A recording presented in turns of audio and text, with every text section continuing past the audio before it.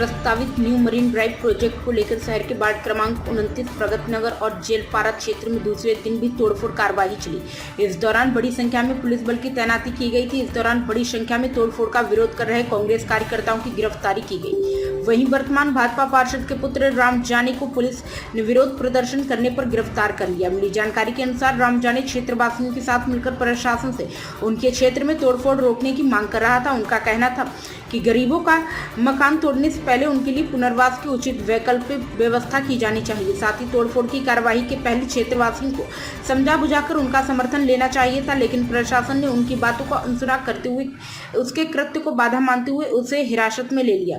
प्रशासन की ओर से कहा गया है कि मरीन ड्राइव परियोजना सार्वजनिक हित में और सभी कार्यवाही न्यायालय के आदेश एवं पूर्व सूचना के तहत की जा रही है। इधर कांग्रेसियों का कहना था कि बिना किसी पूर्व तैयारी के ही प्रशासन ने न्यू मरीन ड्राइव प्रोजेक्ट को शुरू कर दिया, जिससे लोगों में डर और अनिश्चितता का माहौल फैला है। प्रशासन तो अपना काम करेगा ही, हमारी मांग है कि पहले पुनर्वास की उचित व्यवस्था की जाए, फिर जितना आवश्यक लगे उतनी ही तोड़फोड़ की जाए।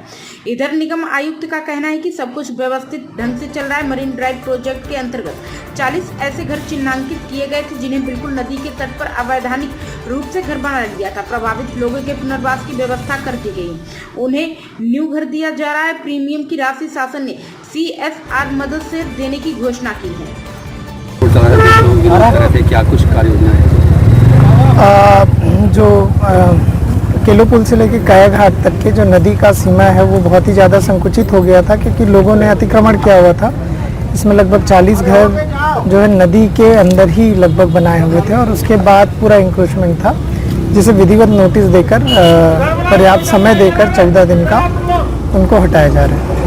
सर, कुछ मांग कर रहे हैं लोग, तोड़फोड़ का विरोध कर रहे हैं, विस्थापन की मांग कर रहे हैं, क्या कुछ नीति है सर, क्या कुछ प्लान की? बिल्कुल, हमने 2 बार उनका कैंप भी लगाया है, जिसमें कुछ आवेदन हमको मिले थे और उसके पश्चात भी अभी भी जो आवेदन दे रहे हैं हम उनको भी स्वीकार कर रहे हैं। और ऐसे सभी व्यक्ति जो निम्न आय वर्ग के हैं उनको प्रधानमंत्री आवास योजना के तहत HP में हमने घर भी दे रहे हैं। क्या कुछ प्रीमियम की राशि भी? प्रीमियम की राशि जिला प्रशासन द्वारा जो अदा की जा रही है CSR तरफ से, तो उसमें कोई इशू नहीं है। हर व्यक्ति जो प्रभावित हो रहा है हमारे सर्वे में उसको हम घर दे रहे हैं। क्या व्यस्त परिवार में अगर व्यस्त लोग हैं तो जो सर्वे में जितने भी परिवार आए हैं बिल्कुल उनको PMY का HP का घर अलॉट किया। ये सड़क कहाँ से कहाँ जाएगी सर? ये पहले जो नदी के संरक्षण के लिए जो हम लोग बना रहे हैं, ये कार्य योजना भी 1 किलोमीटर की है। Thank you. बताएंगे भैया, आज थोड़ी कार्रवाई हो रही है, क्या कहना चाहेंगे? आज तोड़फोड़ की कार्रवाई हो रही है। यहाँ के लोगों ने जो है फोन करके हम लोग को बताया और कल भी जो है इन लोग नगर निगम गए थे अपनी बातों को रखने के लिए।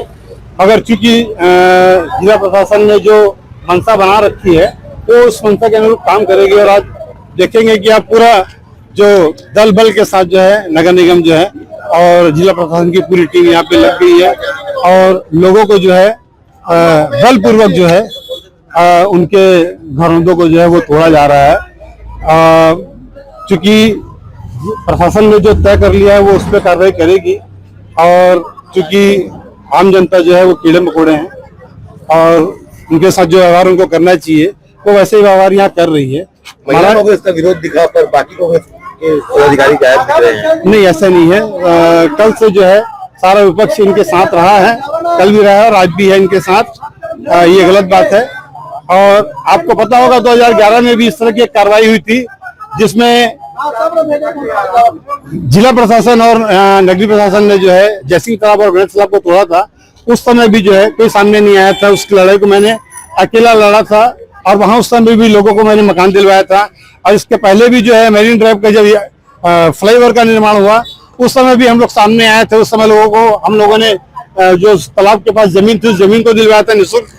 कालिंदी कुंज में निःशुल्क जमीन दिलवाया था। और अगला कदम क्या रहेगा? अगला कदम हमारा ये है कि चूंकि देखो जिला प्रशासन की जो मंशा है उसके अनुरूप काम करेगी और यहाँ के जो रहवासी हैं उनका व्यवस्थित रूप से महाविहार कॉलोनी में हमें लगभग 500 मकान वहाँ बने हुए हैं। 300 नोटिस यहाँ दिए हैं। तो चूंकि एक परिवार में 2 बच्चे हैं, 3 बच्चे जिनकी शादी हो रखी है, बड़े बड़े परिवार भी हैं, तो उसको उसके अनुरूप जो है निःशुल्क उनको मकान उपलब्ध। हमारी मंशा ये है और हम माननीय मंत्री महोदय से भी यही निवेदन करेंगे कि जो भी यहाँ के लोगों को आप हटा रहे हैं उनको आप निःशुल्क मकान दें, क्योंकि उन लोगों ने जो है बड़ी मुश्किल से मकान अपना बनाया था और उस मकान में वो लोग रह रहे थे।